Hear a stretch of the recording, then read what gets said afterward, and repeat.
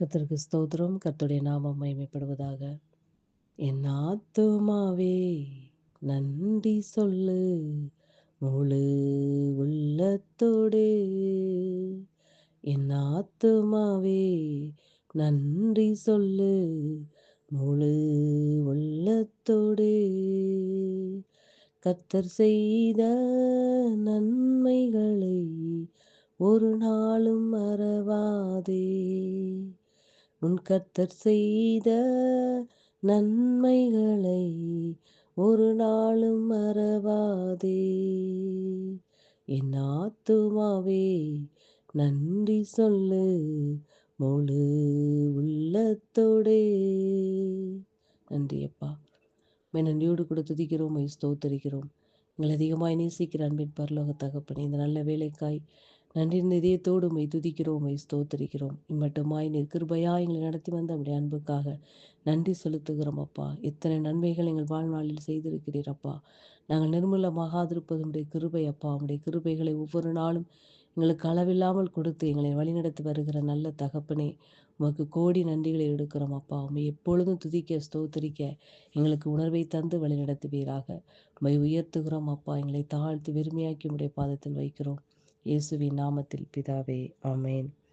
கர்த்தர் என்ற ஆலோசனைக்காக லூக்கா எழுதின சுவிசேஷம் 11ஆம் அதிகாரம் அதனுடைய 2வது வசனம். லூக்கா எழுதின சுவிசேஷம் 11ஆம் அதிகாரம் அதனுடைய 2வது வசனம். அதற்கு அவர், நீங்கள் ஜெபம் பண்ணும்போது, பரமண்டலங்களில் இருக்கிற எங்கள் பிதாவே, உம்முடைய நாமம் பரிசுத்தப்படுவதாக, உம்முடைய ராஜ்யம் வருவதாக, உம்முடைய சித்தம் பரமண்டலத்திலே செய்யப்படுகிறது போல பூமியிலேயும் செய்யப்படுவதாக. கர்த்தருடைய நாமம் மகிமைப்படுவதாக.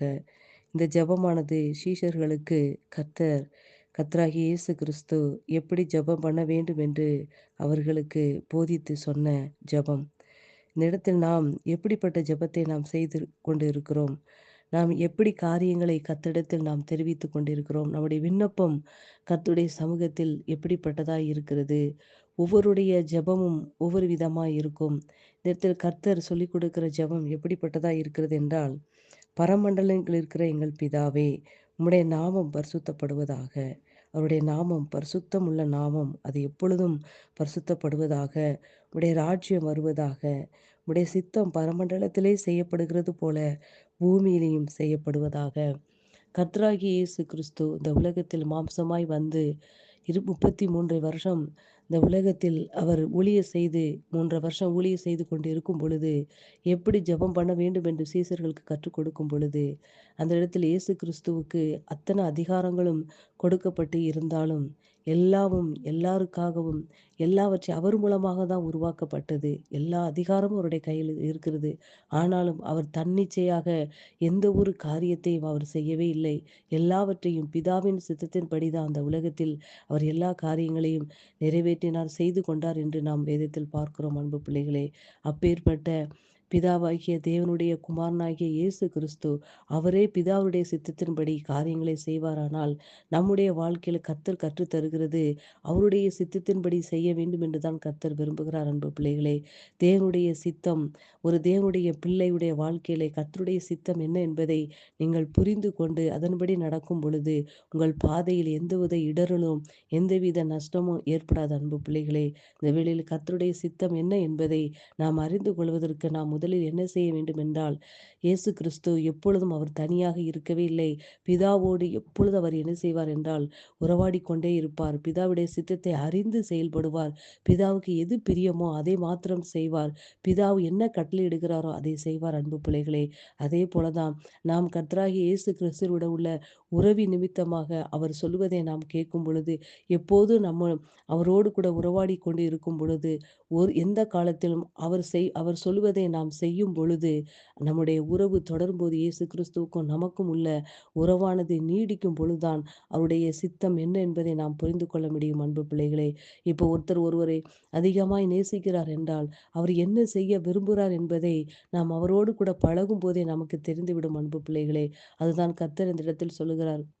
ஒவ்வொரு நாளும் அவரோடு கூட நாம் உறவில் இருக்கும் பொழுது, அனுதினமும் அனுதினமும் அவரை நாம் உறவில் கொண்டு இருக்கும் பொழுது, அவரை நாம் போற்றிக் கொண்டு ஜெபம் பண்ணும் பொழுது, ஒரு நாளும் அவரை விடாதபடி அவரை உறுதியாய் பற்றிக் கொள்ளும் பொழுது, அவர் நம்மளை குறித்ததான சித்தத்தை வெளிப்படுத்த அவர் சித்தமாய் இருக்கிறார். அன்பு பிள்ளைகளே, நம்முடைய வாழ்க்கையில் அவருடைய சித்தத்தை வைத்திருக்கிறார்.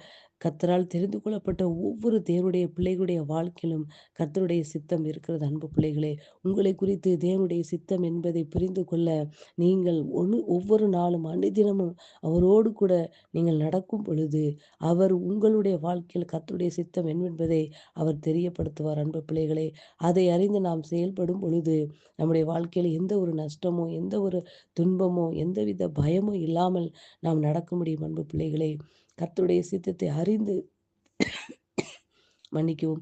கர்த்தருடைய சித்தத்தை அறிந்து நாம் நடக்கும் பொழுது நம்முடைய வாழ்க்கையில் எந்த இடறலும் ஏற்படாத அன்பு பிள்ளைகளே. அந்த இடத்தில் நாம் சமாதானமா பாதையில் நாம் செல்லலாம். நாம் ஒரு பாதையில் நாம் நினைத்த பாதையில் நாம் நினைத்துக்கொண்டு நாம் நடந்து கொண்டிருந்தோமானால், அதில் சமாதானமின்மை காணப்படும், குறைவுகள் ஏற்படும், அதில் நஷ்டம் ஏற்படும். அந்த இடத்தில் நாம் அந்த சமாதான குறைவு ஏற்படும் பொழுது நம் மனம் வருந்தக்கூடிய சூழ்நிலை ஏற்படும் அன்பு பிள்ளைகளே. ஆகையால் கர்த்தருடைய சித்தம் நம்முடைய வாழ்க்கையில் என்ன என்பதை நாம் புரிந்து கொண்டு நாம் நடக்கும் பொழுது அந்த பாதை நமக்கு முன்பாக செவ்வையாக்கப்பட்டு கொண்டிருக்கும். கர்த்தர் நமக்கு முன்பாக சென்று கோணலான பாதைகள் எல்லாவற்றையும் செவ்வையாக்கி நமக்கு முன்பாக திறந்த வாசலை நமக்காய் வைத்திருப்பார். அன்பு பிள்ளைகளே, ஆகையால் அன்பு தேவனுடைய பிள்ளைகளை, உங்களுடைய வாழ்க்கையில் கர்த்தருடைய சித்தம் என்பதை நீங்கள் புரிந்து கொண்டு அதன்படி நடப்பீர்களானால் கர்த்தர் உங்கள் காரியங்கள் எல்லாவற்றிலும் அவர் வாய்க்க பண்ண அவர் வல்லவராய் இருக்கிறார். அன்பு பிள்ளைகளே, வார்த்தை நிமித்தமாக கர்த்தர் உங்களை ஆசீர்வதிப்பாராக. ஆமென்.